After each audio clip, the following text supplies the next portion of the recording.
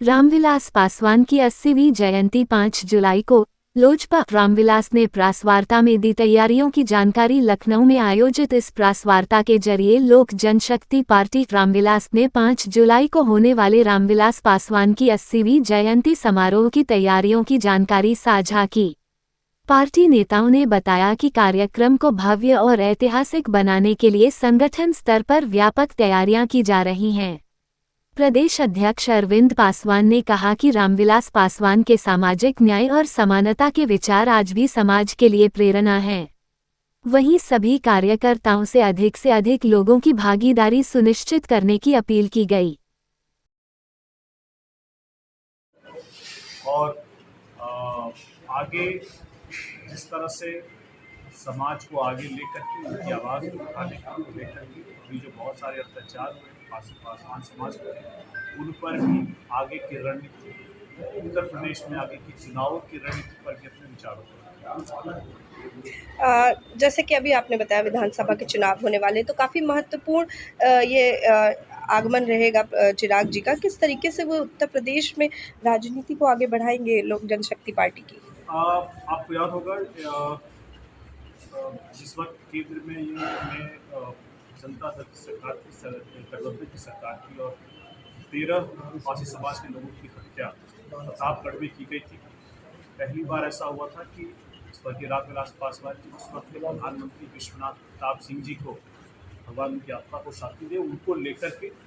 वो चले गए थे उन सारे परिवारों के पास और उन परिवारों के साथ मजबूती से खड़े रहे, उनको न्याय भी मिला। हम लोग भी उनके इस मिशन को आगे बढ़ाने का काम करेंगे और इन्हीं सारी चीज़ों को अगर आप ध्यान में रखते हुए आप याद कीजिए लोकसभा चुनाव 2024 में जिस तरह से उत्तर प्रदेश में एक बहुत बड़ा तबका है पासवान समाज, दलित समाज, उनको भरमा करके जो वोट लिया गया और अत्याचार बाद में उनके ऊपर किया गया लगातार आपने देखा होगा अलग अलग माध्यम से, मगर वोट लेने के बाद उस समाज के साथ खड़े रहने का काम न सपा ने किया न कांग्रेस ने। ऐसे में इस समाज को, जैसे बिहार में पासवान समाज है, सरकार का अब भागीदार है, इस समाज को भी कैसे भविष्य में आगे राजनीतिक रूप से, रणनीतिक रूप से, सामरिक रूप से पार्टी आगे लेकर के चलेगी, इस पर भी अपने विचार। उत्तर प्रदेश में एक नारा लेकर आप लोग आए हैं, क्यों मांगे उधार जब अपना नेता तैयार, तो क्या इस बार इस उत्तर प्रदेश में क्या अकेले चुनाव लड़ने की तैयारी में है पार्टी? देखिए जब हम लोगों ने ये नारा दिया था, हमारा नारा आज भी है, तो समाज को ये बताने की कोशिश किया गया था कि हम लोग को अब किसी और पार्टी से भाड़े के नेताओं की ज़रूरत नहीं है। अगर हम बिहार में मजबूत होकर के आज भी अगर चिराग पासवान जी का पासी समाज की जहाँ घटना हुई थी वहाँ जा सकते हैं, तो समाज को संगठित करने के लिए उत्तर प्रदेश में भी आ सकते हैं और हमारा जब नेता तैयार है आने के लिए, तो हमें अपने लगभग कितनी सीटों पर उतरने की तैयारी चल रही है हमारी, लगभग 403 सीटों पर, पूरे 403 सीटों पर हमारी तैयारी है और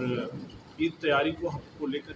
हम लोगों ने दलित चौपाल के माध्यम से और नव संकल्प सभा महासभा के माध्यम से अपने कार्यक्रम। किन मुद्दों के साथ पार्टी उतरेगी?